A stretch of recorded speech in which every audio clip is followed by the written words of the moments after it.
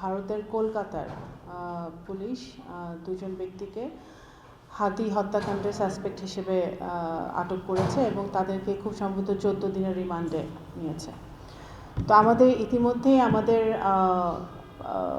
কলকাতার যে আমাদের উপহাই কমিশন আছে তারা যোগাযোগ করে আমরা ভারতের কাছ থেকে কনসুলার অ্যাক্সেস আমরা চেয়েছি, যাতে কারণ আমাদের কাছে যা তথ্য আছে সেই তথ্যটা এখন পর্যন্ত যথেষ্ট নয়। তো এই সম্পূর্ণ তথ্য পাওয়া পর্যন্ত আমাদের কিছুক্ষণ অপেক্ষা করতে হবে। আমরা ভারতের কাছে কনসুলার অ্যাক্সেস চেয়েছি, তা পাওয়া মাত্রই আমরা সামনের দিকে এগোতে পারবো। অবশ্যই ভারতের সাথে আমাদের বন্দি বিনিময় চুক্তি আছে। যদি এই আসামিরা শনাক্ত হয়, হাদি হত্যাকাণ্ডের বিচার আমরা সকলেই চাই। যখন হাদি হত্যাকাণ্ড হয়েছিল তখনও আমরা সে বিচার চেয়েছিলাম এবং তখনও ভারতে পালিয়ে গেছে বলে আমরা একটা কথা তখনও আপনাদের মিডিয়ার মাধ্যমে আমরা শুনেছিলাম।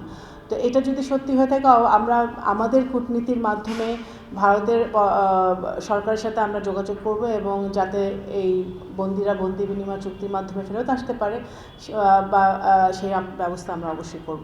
কত দ্রুত ফিরিয়ে আনা যেতে পারে বা আপনাদের আশাবাদ কতখানি এই 14 দিনের রিমান্ড অবস্থায় কি? সেটা আমরা এখনো কিছু বলতে পারছি না, যেহেতু তারা এটা একটা অন্য দেশের আইন আদালতের ব্যাপার। তো যেহেতু মাত্র এই ঘটনাটা ঘটেছে, আমরা কূটনীতির মাধ্যমে চেষ্টা করছি। কনসুলার অ্যাক্সেস আমরা চেয়েছি, আমার রুলস অফ প্রসিজার আমাদের ফলো করতে হবে। তো আমরা সেটাই করছি। তো আমাদের অপেক্ষা করতে হবে পরবর্তী তারা কি পদক্ষেপ নেয় সেটার জন্য আমাদের অপেক্ষা করতে হবে, কিন্তু আমরা আশা করব যে ভারত আমাদেরকে সেই ব্যাপারে সহযোগিতা করবে। কনসুলার অ্যাক্সেস পেলে কি আপনার তদন্তকারী কর্মকর্তারা গিয়ে তাদেরকে আরো জিজ্ঞাসাবাদ করবে?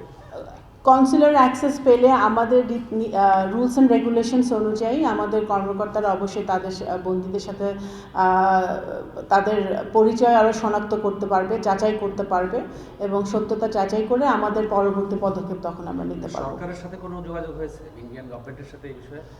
যেভাবে কলকাতার সাথে তো আমাদের যোগাযোগ হয়েছে, তো সেইভাবে যোগাযোগ হচ্ছে।